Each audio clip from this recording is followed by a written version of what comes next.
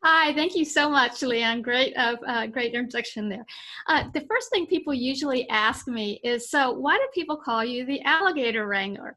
Great question. Let me back up just a little bit.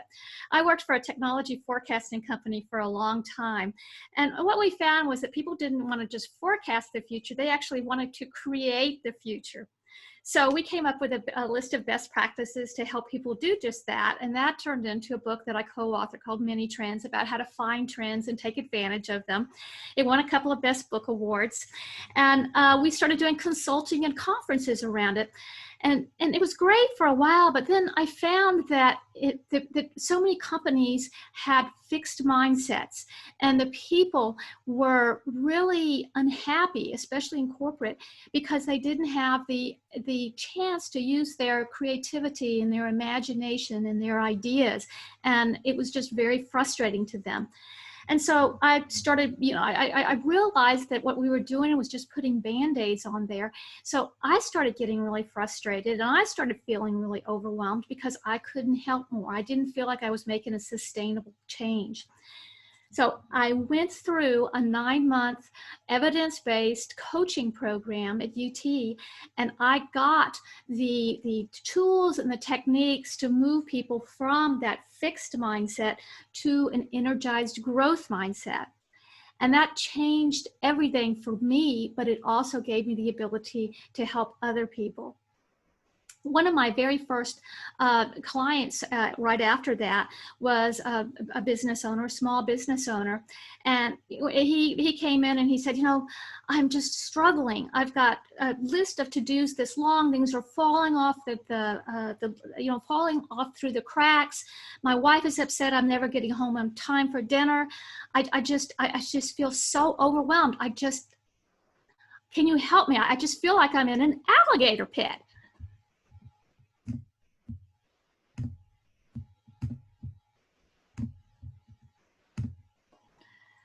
Alligator pit.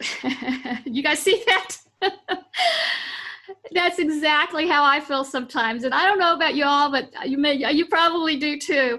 And it's not surprising because we have so many things, that frustrations and expectations and personalities snapping at us all the time, that it can be really overwhelming. So what I'd like to talk about today is I'd like to give you some ideas about getting out of that alligator pit. And especially now, we're in these uncertain times with COVID-19, and it really can feel overwhelming. So how do you get out of that pit is what I'm going to talk about today, and give you some ideas on moving on for that COVID-19 pit. So what I'd like to start is to have y'all think for just a moment about an alligator pit you might be in right now. Maybe you're not getting enough clients right now. Maybe you've got the kids at home and they're driving you crazy 24/7. Maybe it's that you feel isolated. Whatever it is, I want you to take a moment just to think about something that you're in right now. Okay, you got it? Okay, so the secret to getting out of that fixed mindset to an energized mindset is being intentionally changing your core thought. You see, we have a core thought, which leads to an emotion, which leads to an action. If that core thought is, oh my God, what am I going to do? If I get sick and I lose my job, then how am I going to support my family? Then your emotion is going to be fear, and your action is going to be, curling up in a ball, or, striking out at other people or whatever. But if you can change that, if you can intentionally change that core thought to something more like, wow, there's some real opportunities here, then your emotion is more excitement. And then your action is maybe getting out there and taking advantage of this strange window of opportunity. So that's what I kind of want to talk about today, is how you can intentionally energize that mindset, especially during these uncertain times. The first tip that I'm going to give you is deepen your connection at home. Many of us are stuck at home with other people, or we're talking maybe one or two people, every day. Maybe our parents or our best friend or whatever. This is a great opportunity to connect on a deeper level. Already, you may be playing board games now, and playing cards and watching TV together. But you can also do other things, and that's, really be curious about the other person, really deepen the relationships by being curious. And instead of asking just yes, no questions, well, do you want to watch TV tonight? Yes or no? Instead, ask open-ended questions. Well, what's your favorite show? What do you love about it? Yeah? Why is that? Just ask these open-ended questions that really bring people out. Another thing is, for me, I'm going for walks with my kids. I've got a 12 and 15-year-old boys, and I ask them open-ended questions. I ask them, what's your favorite subject? What do you want to be when you grow up? If you could go anywhere, where would you like to go? And my 12-year-old said, Easter Island. I was like, Easter Island? Where did that come from? And we had this really wonderful conversation about it. We're already close, but it was kind of a surprising, fun thing. So I really encourage you to, get to know the people that, you're intimate, the people that are around you, really get to know those people and you take this opportunity. A second tip is reach out to others. This is really a great time. You probably have already reached out to some people. We've been in this for a while now, but make a list of the people you haven't reached out to, both personal and business, and make a point to call them. And this is really kind of the season of help. How can I help you? That kind of feeling. One of my coaching clients is making 5 calls a day. She's kind of committed to making 5 calls a day to business and personal people. And she realizes that when she does this, that, in the long run, it's going to deepen the connection for the long run as far as the business as well as the personal piece of it. Another way to really reach out to others is to reach out to the community. And so, this is a great time to, of course, tip, the people who deliver your food, and thank the people at HEB. But it's also an opportunity to do to help the community. One of my friends is doing work for the Junior League, and so me personally, I love to dance. I just love to dance, and I know that all the musicians in town are really struggling, so I'm giving money to the musicians funds. So just what do you love to do? How can you support that? A third tip is revisit past resilience. We look at our past strengths and we can really get ideas. When were you maybe stuck at home? Maybe you were sick, maybe the kids were sick and, you had to stay at home, or you were recovering from an operation. How did you cope? What strengths did you use? How can you take those and use them now? One of my clients who owns a small business, he was just really frustrated. He was stuck at home. He just couldn't concentrate. How am I going to run my business like this? And I reminded him that last year when his wife was sick, he had to stay home for like 2 weeks taking care of her and the kids. And he had the worry of her being sick, but also the craziness of the kids. And I said, well, how did you do it? And he said, gosh, I got so that I could run to HEB in no time flat and come back. And I got so that I could really focus when the kids were busy with the TV or something. And my wife was doing okay. I could really just focus on what I was doing. And I got just about as much done, if not more, than when I was in the office. And I said, well, how can you use that now to really help you move forward now? And, now he's doing a whole lot better. Another resilience that you can look at is, when do I really feel my best?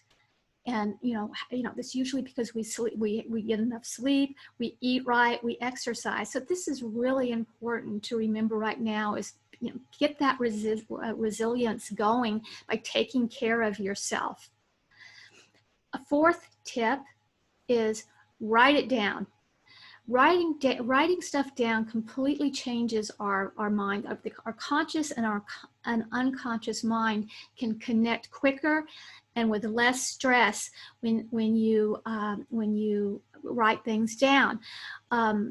James Pennybecker, who is a UT professor, he did a study on this, and what he found was that it actually improves your physical and work performance, writing things down. Art Markman from Two Guys on Your Head has done a lot of interesting work on this too, about how writing can really change deep down.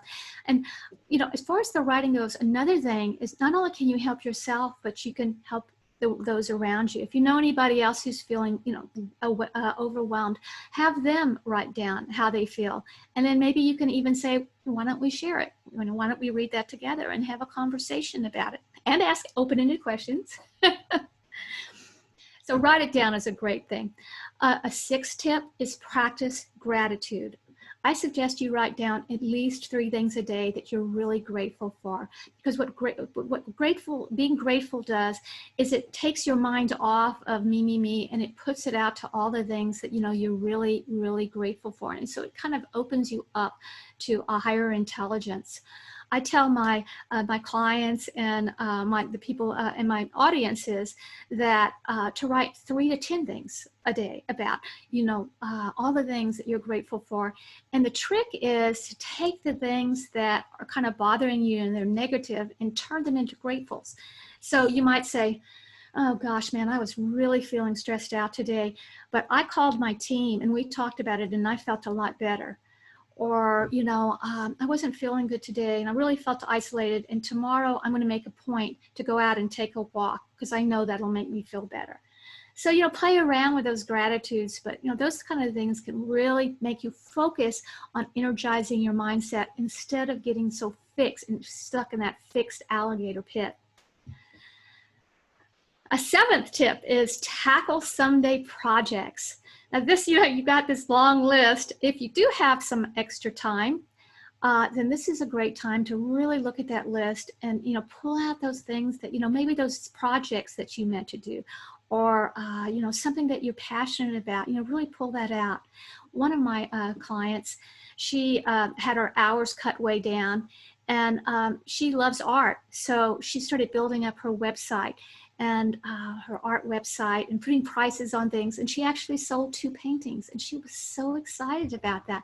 So this has given her an opportunity to actually build that side business that she feels passionate about. And maybe at some point she'll transition into that. Who knows? But what an opportunity. And she took it. Another one of my clients, he's got a business and he has several employees, and he just, it's a social media type business, and the business went down and he didn't have a lot for his employees to do, but he didn't want to lay them off and he didn't want to cut their hours. So he had another venture that he's been working on, that he's had in his mind that he really feels passionate.